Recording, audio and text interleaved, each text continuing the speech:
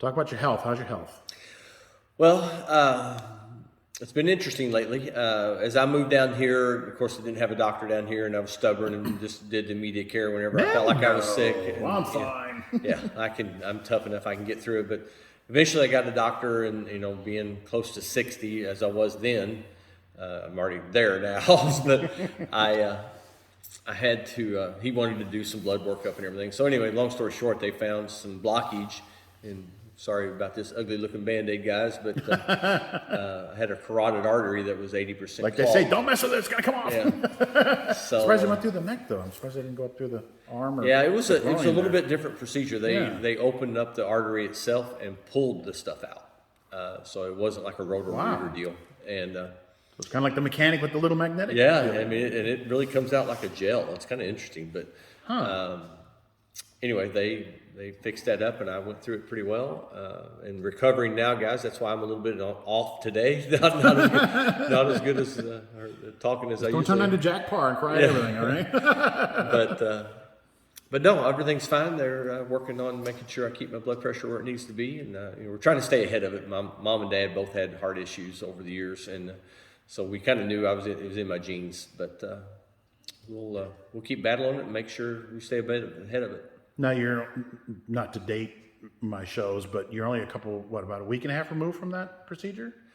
Actually, let's see, this is Saturday, so this is the 8th day.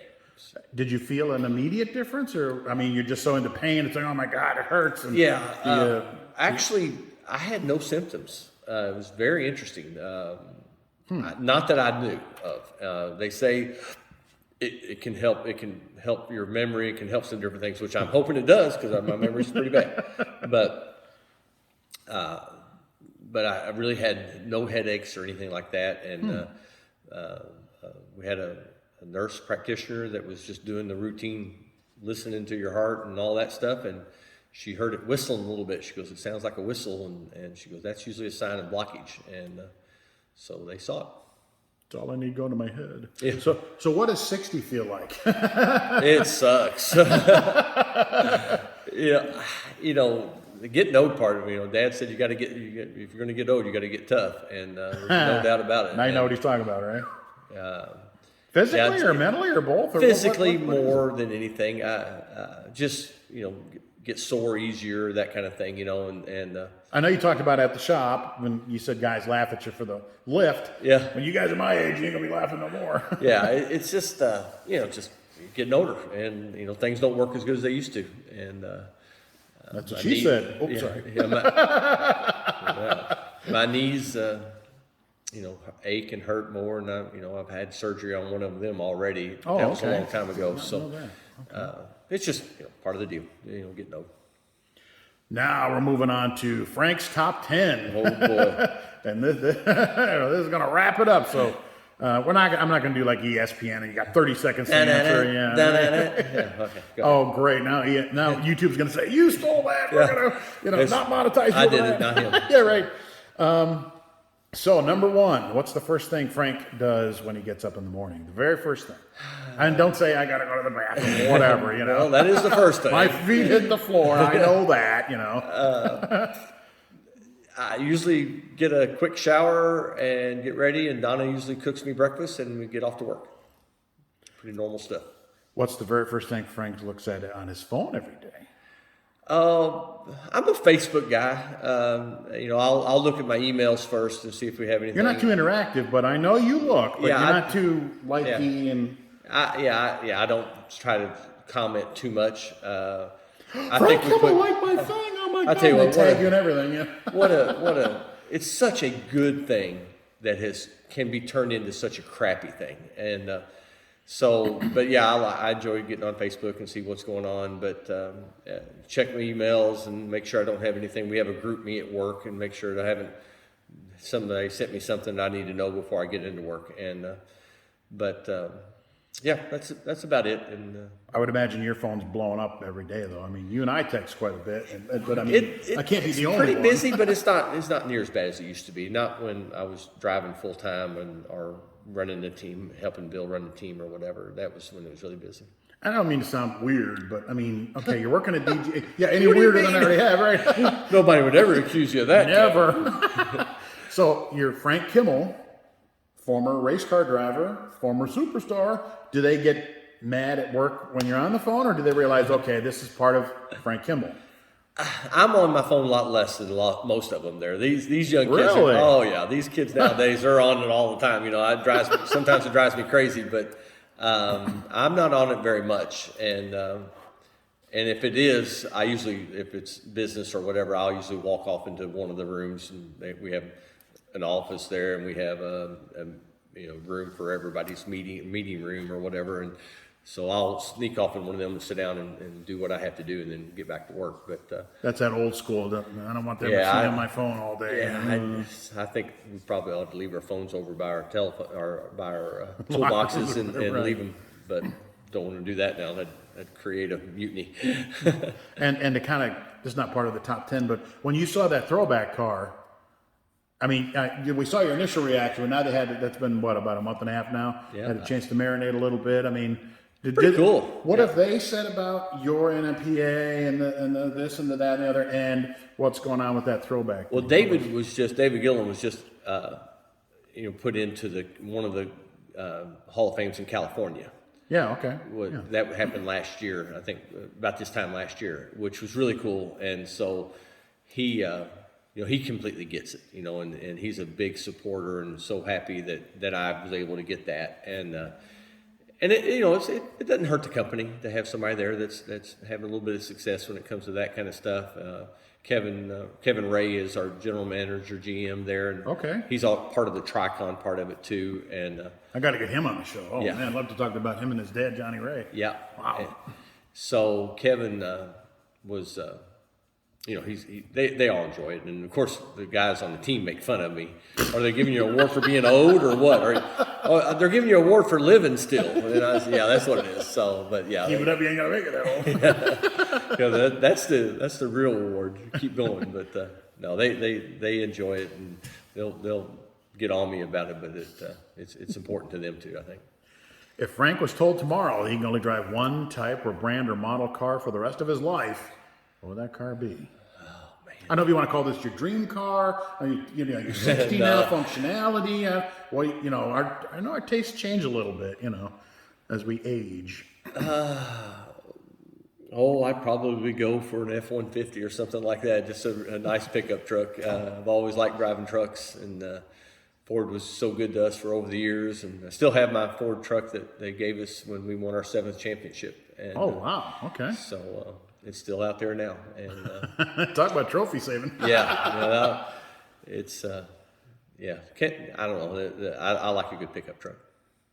There's two types of people. One that can sit through the entire movie and to the end, and the other that gets up every few minutes. Which one is Frank Kimmel? Oh, I'm a sit-through guy. Yeah, I like that's a good question. It's a funny question. We go to the movies with our granddaughter a lot, and we'll sit there and we both get our popcorn and our drinks, and we don't leave until it's time to go. So, although it's got a little more difficult now to get another one of those good and older things. Sometimes in the middle of the movie, I get up and pee. If I drink that extra large Diet Pepsi, I got that goes in the goes without saying category. Yeah, but no, I like Donna mills around. We'll rent a movie or something, and Most women do. yeah, she'll mill around and do laundry or whatever. But I'll sit right there and watch it. Frank is the professor for race car driver school. What's the very first lesson he teaches the drivers? Very first thing he tells them. Well, again, that's changed so much, but I think it goes back to the very first thing that I really think about when people ask me what my dad taught me, other than the mechanical side of it, but is you got to finish. You got to finish the race. And, I used to tell people that ran my street stock series, there's only one thing you can do on the start of the race, and that's lose the race. Yeah, you can't win it, and you can't really improve on your position to win it at that point. So be smart, and I think there's a lot more races won by guys that use their head than there is by a guy that uses his foot. Or his wallet. Wallet. Yeah. Wallet's important. Well, right. Yeah. Take care of the guy that's got the wallet. That's the number one thing. And then drive your race car. But we've seen plenty of fat wallets that have not produced results. Exactly right. I mean, nothing's more important than what sits behind the steering wheel. Does Frank Kimmel have a favorite phrase he always uses? Something your dad might have said once and you still use it today or whatever? That was a hard one, Kevin. When you sent that one to me, I even talked to Donna. I said, is there something I say all the time? And she couldn't really think of anything. And I really couldn't think of anything. The guys at work, one of the statements we always use, it'll be fine. That. You do say that. You've said that quite a bit. Yeah, and so I guess that's it. It'll be fine. And I think sometimes we all get caught up in our head and you get worrying about things, that stuff that we can't fix and we can't change. So why are you worrying about it? It'll be fine. Just keep digging, and so I guess that would probably be it. Frank Kimmel suddenly has the power to change his pet peeve. What does he change? I think rude people.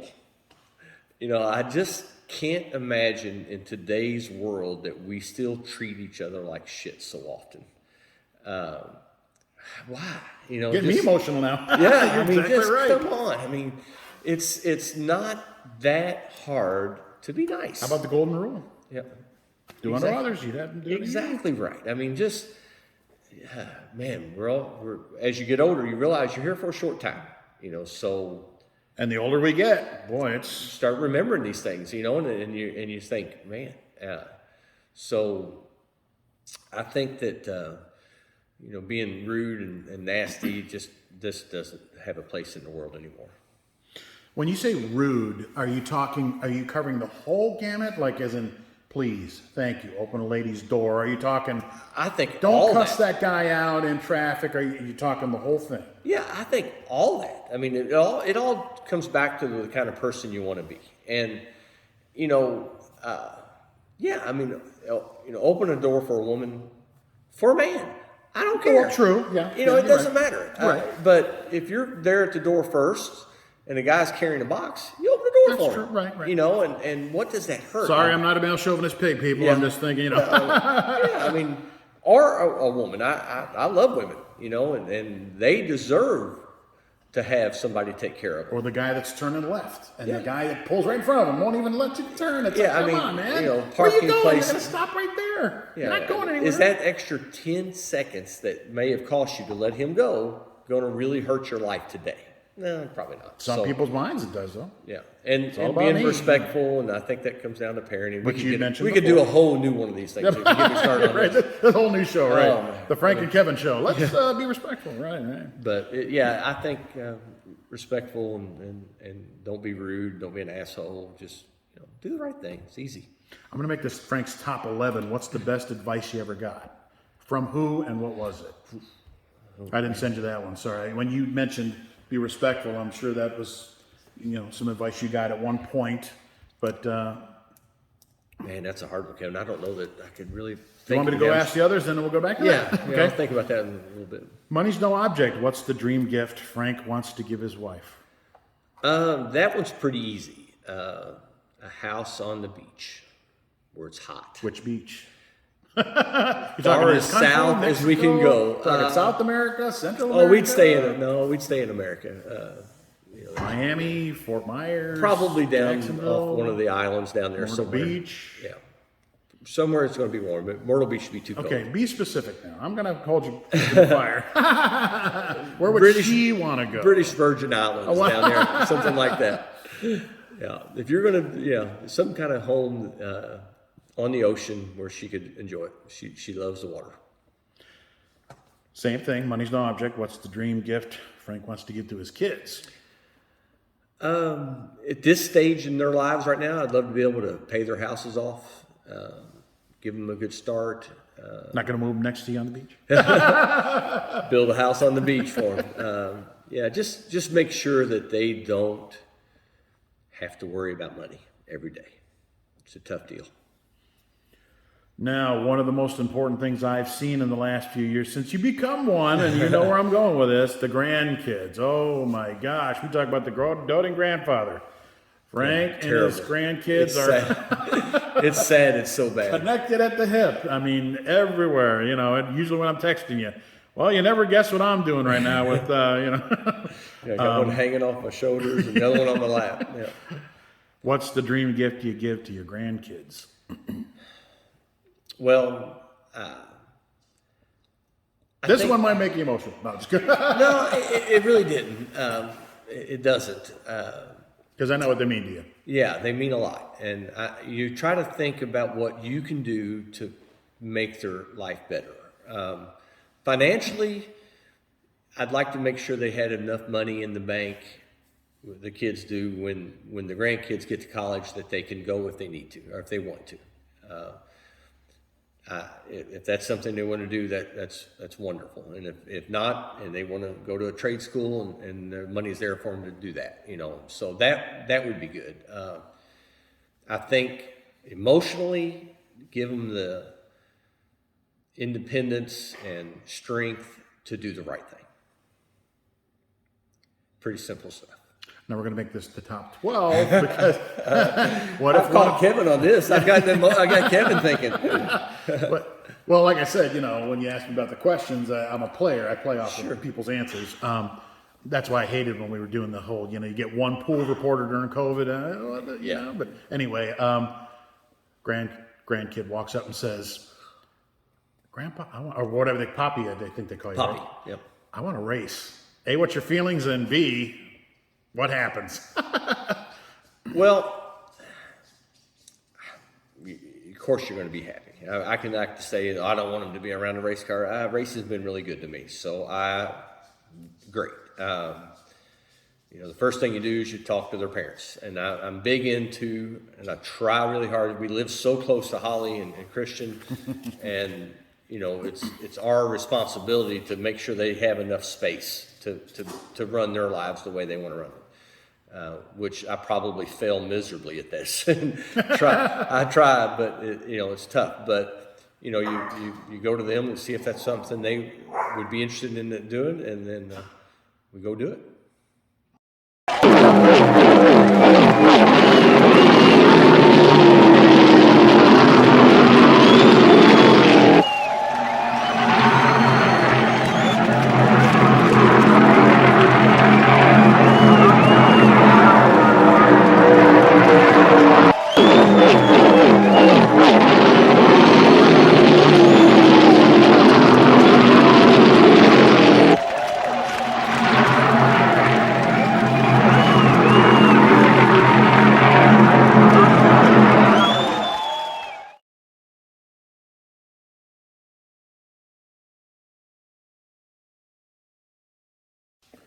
Back to the top 12.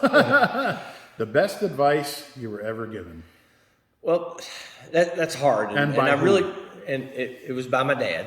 Imagine that, and probably the best advice, and pretty specific advice. It wasn't a general term, but it wasn't. It was about racing, but it really wasn't. It can encompass a lot of things. But he told me that when him and mom were struggling and trying to make enough money to raise us and him to race a little bit and then try to make some more money so he could whatever, his advice was, or the way he said, this is the way you ought to do this, pure and simple. And there's a house account for money, and then there's a racing account. And he said you keep them separate. If the house account needs money, you take all you can, whatever you have to, out of the racing account to take care of the house. If the racing account needs money, you don't take it from the house account. There's a line there. It's one way. And as you think about it, that's really good advice. And it worked really, really well. Is it easy? No, I mean, literally, in 86, 85, a good friend, Buddy Rauch, he was helping me on our race cars then, and he said, let's build us a new late model. Well, I couldn't afford that. Is that when you went to get the bank loan? Then we went to get a bank loan, and so that was a hard deal. But Dad said, "There's nothing wrong with getting a loan, as long as the race car pays it back." He said, "Just make sure you don't take out of that house to pay it back." And luckily, we were. You go into it with best plans. That's no problem. I'm going to win everything. Yeah, right. But as it turned out, you could bust your ass pretty quick, and that was pretty good advice. Well, the very last question I always ask people, other than when I ask you to plug the book here real quick, is we don't write and I ask this of everybody, we don't write our own tombstone, we don't write our own eulogy, but if you could write your own, what would it be? I was a good guy, I was a winner, I was the king, I was not the queen, but what would it be? If you just want to think about family and you stay away from the racing part of it, but the family one, you just want to say husband, father, grandfather, whatever. That to me, that's what's important. If you wanted to put racing in on it, probably. Well, this is your eulogy. You're right, man. Yeah, so you put it I in. know. I mean, a lot of people will surround it with racing and stuff too, and maybe that's what they'll think is appropriate, or I will think is appropriate when I get to this point. But I always felt like if people ask how you want to be remembered, kind of the same thing. This could also be a little bit of your NNPA speech. Yeah, yeah, I guess so. A guy that raced and tried to do it right, something like that. Well, we're almost to the end. I just need you to give some thoughts on that book, maybe. Back to my book and here. Be honest about Kevin's book. Our book. It's a really interesting book, and I think that people that a lot of times you get questions on how can I do this and how can I do that. Well, you can kind of go through this, and it kind of shows you how I did it.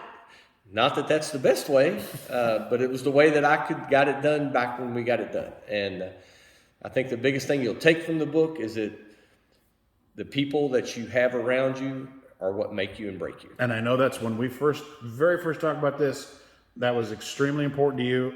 I want to talk about the people. I want to name names. I want that, and when you're gone, your grandkids can look back and say, "Hey," and your kids can go, "Hey," and if anything, I arranged all your pictures for you. That's exactly right. Yeah, it was good for me to read it because there's things that you miss, that you forget, but yeah, I think that as we go through it, and forgive me if people buy this book and there's people that's helped me over the years that I didn't get in the book or whatever, my fault, tough deal. It's really hard to do, but Kevin, I appreciate you working so hard on trying to do it the right way as we could. And we talked to enough people and everything that we think we had it covered as good as we can. So it's kind of a neat book, fun book, a lot of history in it, and kind of shows you how we got to 80. Well, I appreciate it. It was the next book, and we'll be talking about that in a couple of weeks. Again, not to date the program, but we'll bring that out here in a couple of weeks for Christmas. But Christmas ordering, it's very easy. Follow the link in the YouTube description, and if you please like and share this video. Get them views up. Everybody says they love racing the way it used to be. Well, we're talking. Well, Frank's still here, so yeah. Put your money where your mouth is. Put your money where your mouth is. So I appreciate you having me in the home. I wanted the home vibe, and I wanted to kind of get away a little bit from the racing and get back to let's humanize Frank. Let's ask him some questions nobody else knew. So thank you for having me on the show. I got pretty human today, Kevin. So you got it. Thank you, buddy. Thanks, bud.